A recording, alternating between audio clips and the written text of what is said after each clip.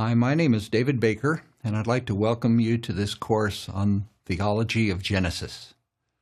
My background is I studied theology at Regent College in Vancouver, and then went on to study Semitic languages, ancient Near East, at the University of London in England, where I got a master's and another doctorate.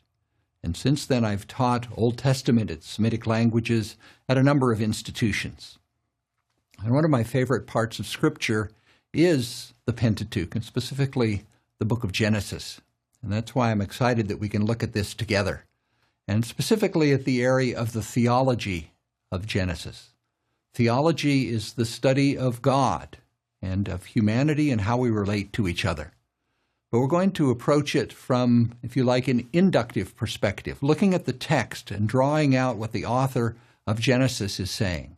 We're not bringing our own categories to the text, which would be more the concept of, or the approach of systematic theology, but we're going to be doing a biblical theology. And the first things that we encounter are God himself and his creation in chapters 1 and 2. We see God as a creator, a sustainer of life, one who values life. He sees things are good. And the peak of his creation, of all the created elements, is humanity, who are created in his image. They have a special relationship with God.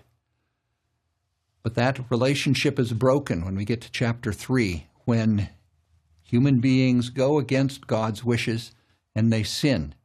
And the relationship at a number of different levels is broken.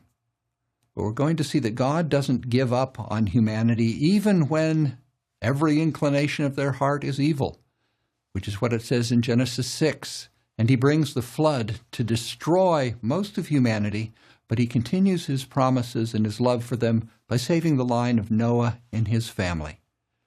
And the promises are expanded to a specific family of Noah's descendants, which is the family of Abraham, who are given promises of land, blessing, and descendants.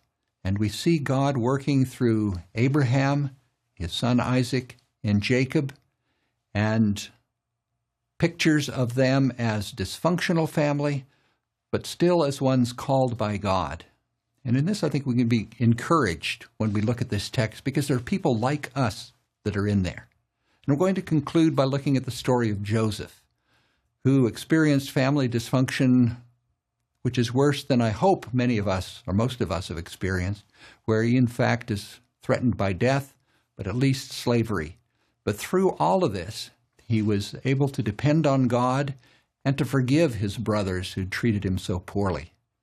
So I hope we can see in our study of Genesis the theology, that it has practical ethical implications for us. There are things here that we can apply to our own lives because we've suffered and we've sinned in some of the ways that these people have suffered and sinned.